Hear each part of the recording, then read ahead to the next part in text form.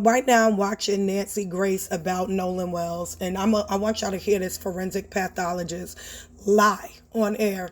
I Versus want you to hear him lie, decomp. right? I want you to hear This him is a lie. yes, no. If I can even form the question accurately. Are you telling me the medical examiner, the initial medical examiner From may Mississippi have with the kept Nolen Well Nolan's throat case, because capped Nolen he Well's can't throat tell the because difference he can't tell the difference in an attack in on attack the on the neck neck versus versus decomposition? decomp? All right, so I had to sit there and really research about decomposition in the throat and whether or not that is factual.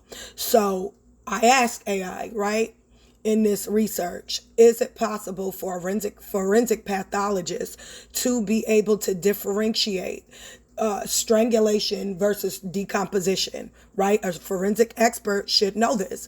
And it says, yes, a forensic expert can tell the difference between natural decomposition and a violent attack that broke the neck.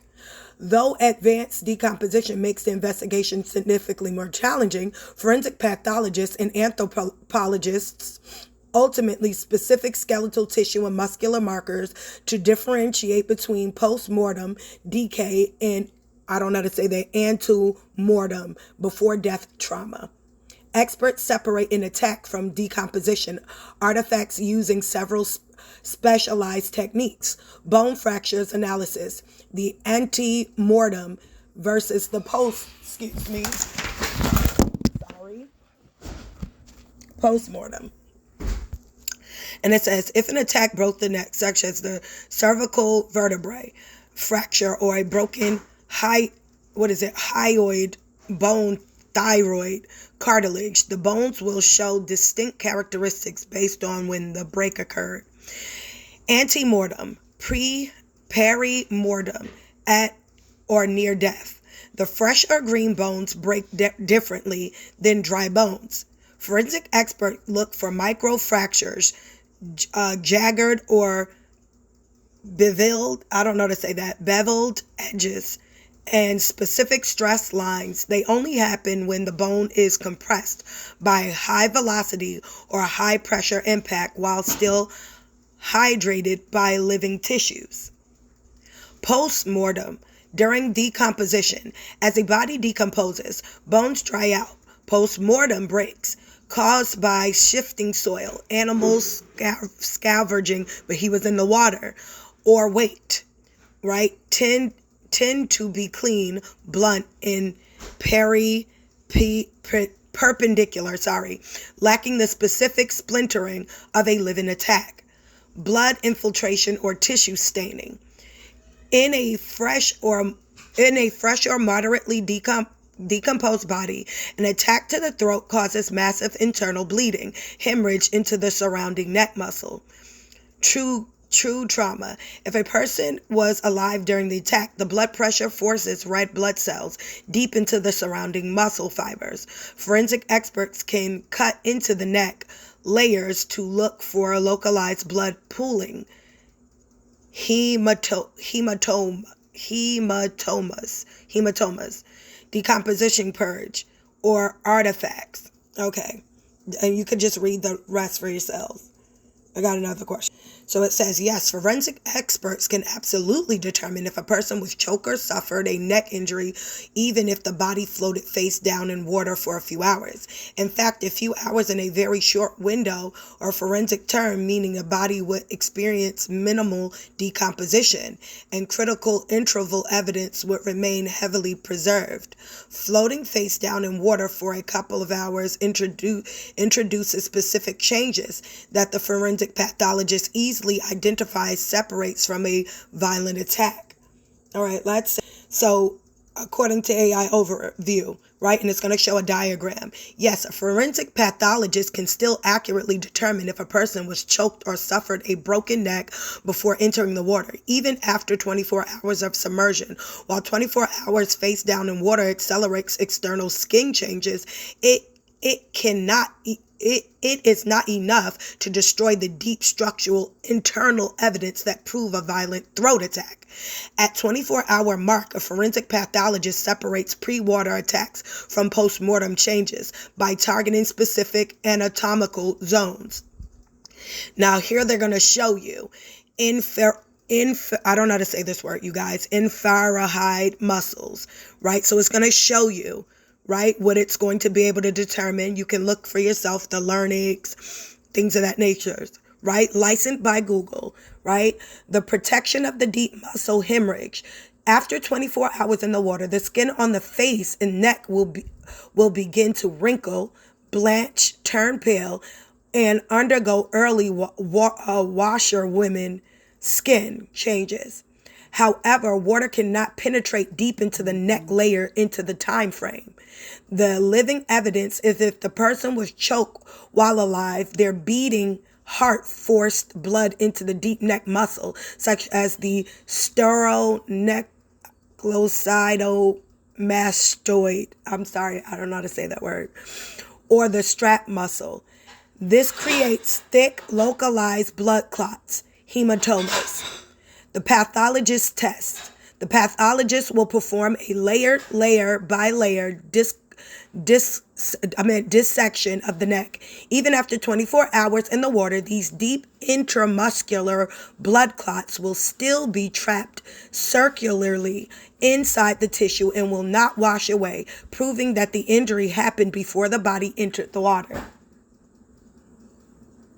Do you understand? So when he said that the forensic pathologist could not determine whether or not any neck injury, the reason why they kept Nolen's throat is because they were trying to determine whether or not injuries to the neck or whatnot. Allegedly, they kept it because they were trying to figure out whether or not it was decomposition or it was a neck injury caused prior to his body entering the water. They already found out. It doesn't take that long.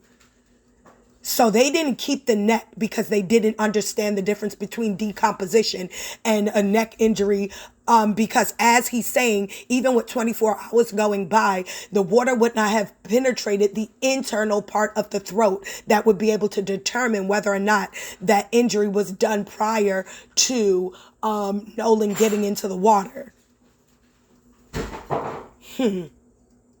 Let's see. So it says, yes, even at 48 hours, a forensic pathologist can still definitively tell the difference between a pre-water neck injury and natural decomposition. While 48 hours in the water triggers a noticeable external change, the deep internal structures of the throat remains highly preserved, allowing experts to accurately identify manual strangulation, blunt force trauma, or broken neck. So I don't want to hear this anymore. It's game over. It's game over. We don't want to hear that he doesn't know unless he's an idiot. Or she or whoever. If she's an idiot, then she can't tell. Then she shouldn't be the forensic pathologist if she can't make post-mortem and peri-mortem post-mortem and differentiating natural decomposition from freaking neck injury. Which means they kept his neck for no reason because it probably could prove that that something happened to his neck allegedly before he got into that water, which made it render him, if he did drown, the inability to get out of the water. 48-hour of submersion of a forensic pathologist bypasses the decaying surface tissue and relies specific internal physical evidence, right? So it can't get in his body yet. It didn't get deep down in there. 48, even with the face. Okay, ask a question. Look at this. No, the body being face down for 48 hours does not change a forensic pathologist's ability to tell the difference between pre-water neck injury and natural decomposition. While face down position alters the external appearance of the neck significantly, the internal structure evidence remains highly protected and completely readable. When a body floats face down in water, gravity causes specific changes that the forensic experts expects the direct accounts for during the autopsy, right? The face down optical illusion, external lividity. The floating face down causes a phenomenon called post-mortem lividity, livor mortis. Because the front of the body is the lowest point, the gravity pulls all the remaining blood to the vessels down to the face and the throat and chest. what it looks like. For after 48-hour face down, the entire front of the neck and throat will look intensely dark purple, swollen and severely bruised. To an untrained observer, it looks exactly like a person of violent choked, right? How the pathologist cut through the illusion. The pathologist knows this pulling blood is entirely contained inside the normal network of blood vessels. When they dissect the neck, this gravity-pulled blood flows out loosely as a fluid. If the person was actually choked or attacked before entering the water, the blood would be clotted and physically torn out of the vessel. Mashed directly into the muscle tissue. Gravity cannot mimic clotted, torn tissue. Deep structural protection from water contact. The throat structure, the hyoid bone, the thyroid cartilage, voice box, and deep neck muscles are physically located on the anterior front side of the body.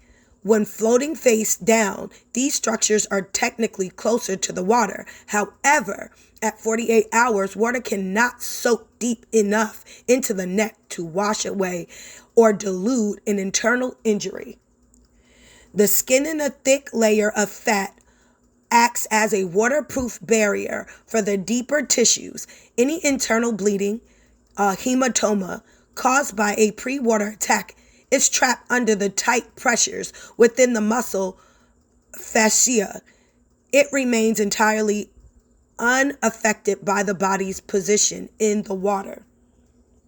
Okay. I asked AI, right, if a person was being drowned underwater, right, and you could just read it for yourself, if they were being choked and drowned underwater, would they still have an issue with decomposition and differentiating decomposition to the throat versus an actual neck injury? Yes, a forensic pathologist can still clearly tell the difference even if a person is choked underwater, struggles, takes in water, and dies from a combination of neck trauma and drowning. A forensic pathologist can definitively separate the signs of an attack and a drowning from natural decomposition. In fact, the specific scenario creates a highly unique overlapping map of evidence inside the body. The pathologist will not be confused by decomposition because the combination of a physical assault and an active drowning leaves distinct violent markers that naturally decaying simply cannot replicate. Here's exactly how a forensic expert breaks down the complex crime scene during an autopsy. So I want you guys to take the time to slowly read it because I don't want this video to be too long. But them keeping Nolen Well's lungs and neck is full of it. Right? They have no reason. They should have been able to determine the two. You can read this, like I said, for yourself. Slow it down, pause it, whatever you need to. There's no reason for them to have kept that neck. There was no reason for them to have kept the lungs. This forensic pathologist from Nancy Grace is full of it. Blood dispersion decom. He lied. If there was significant decomposition, that may be one of the reasons. No, that's not true. All right, so I'm taking that, yes, that could be it. Decomposition cannot. Decomposition. He was only out there for 48 hours, and that's even allegedly, because we don't know that. So you're talking about dying. They found his body would be with 48 hours allegedly. So no, 48 hours, they still would be able to differentiate a neck, as we were just reading, injury versus decomposition. So there he's lying because they don't want nobody to realize that this was not just a regular drowning. This was not, they're lying. And so anyway, we see it for ourselves. Don't let them fool you. It's Kendra Trust. This is sad that we still haven't got questions answered even after all this. Thank you, Nancy Grace, and all those who are looking into this. God bless. Peace out for now.